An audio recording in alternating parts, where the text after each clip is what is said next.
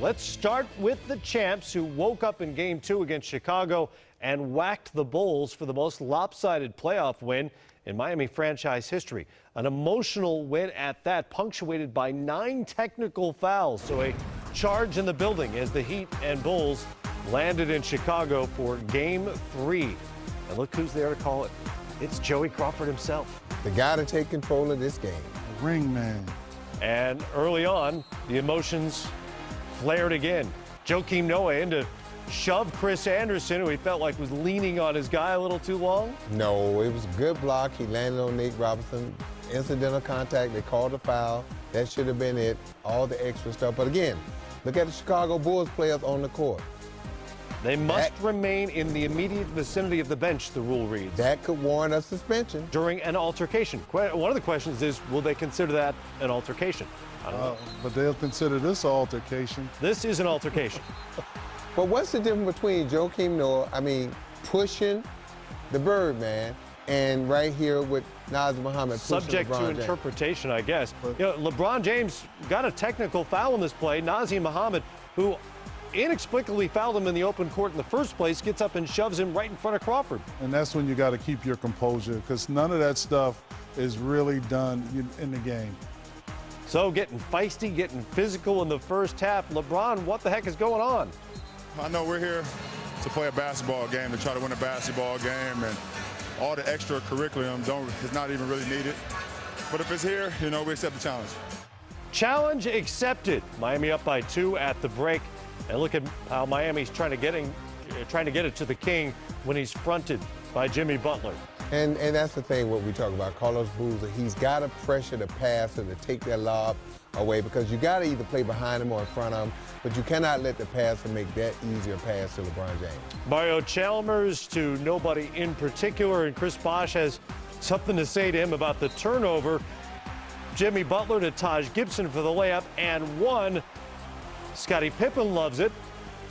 And Bosh and Chalmers still working out that previous play. Well, that's just trying to get on the same page, and Noah gives them a little added incentive. I tell you what, if Norris Cole keep playing the way he's playing, and Mario Chalmers keep throwing the ball the way like he's throwing it, Chris Bosh not going to have to worry about that conversation. Look at that block by Nate Robinson. The big little man, always in somebody's in the airspace. That's why you can't let little guys come to the hole. For that reason right there. They just kind of get full of themselves. LeBron from the corner.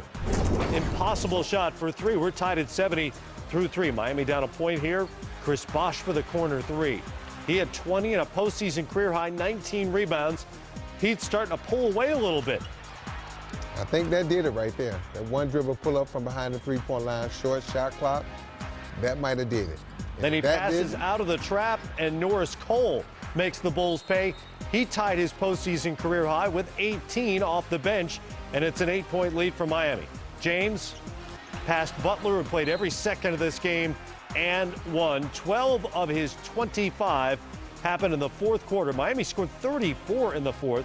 That's a postseason high for any quarter so far here in the spring of 2013, and Miami wins it by 10. Despite just 7 field goal attempts, a postseason career low for Dwayne Wade. But the bench came up big. They outscored Chicago's 36-8. Chicago is now 0-5 in the postseason, giving up 95 or more in non-overtime games. And they're down 2-1. Also, we're -9 at the free throw line.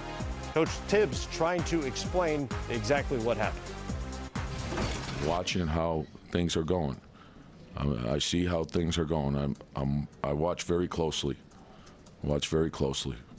And what I'm seeing is,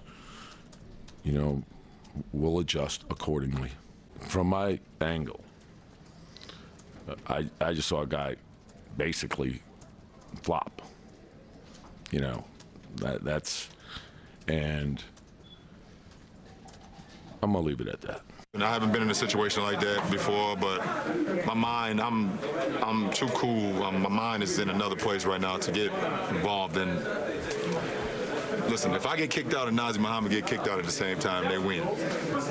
It's that simple. So I'm not even going there. I mean way too much to my teammates to try to retaliate. Don't make no sense. I'm here to play basketball. I ain't here to do nothing else. You keep saying you're here to play basketball. Would you say this series has been dirty to this point? Nah, absolutely not. It's not been any dirty plays. It's been some hard fouls. It's been some physical play, but dirty, no. Is it? What are the explanations you're getting from the refs when you're asking about the differences of the calls, though? I mean, it's been like this all series. Yeah. I'll let you ask them. Well, much was made of the physical nature of Game 2. Some of that carried over into Game 3, and you can hear Tom Thibodeau sort of gritting his teeth, and you can see him simmering a little bit about the way these games have been called.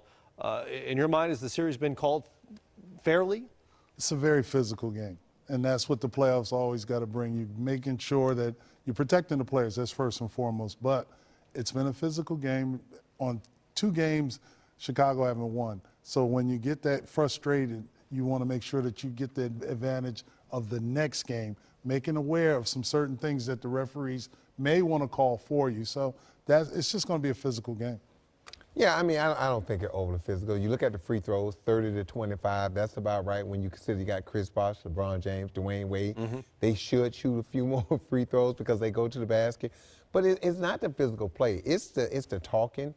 It's the things like shoving guys that are getting technical fouls. That's an obvious one. Yeah, it's those things that are hurting Chicago. You know, look, they're shorthanded. They don't have any guys on the bench. They're playing a lot of guys. All their starters, except for Booz, are playing 40-plus minutes. And, I mean, they got to play a perfect basketball game to have a chance. With all the other stuff and losing their composure, they're putting themselves behind the 8 ball. Give them credit. They're battling. They're doing the best that they can do. But without Derrick Rose, Luol Deng, and Kirk Hinrich, I mean, it's just tough. And it would be tough with those guys. It's just too tough. But I think right now the message got to be is let Tom Thibodeau handle the officials. Let him work the officials. The players just need to focus on their assignments and play.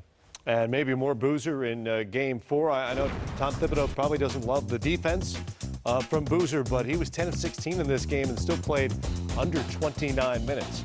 Game 4 in Chicago. Monday night, you'll see it on TNT.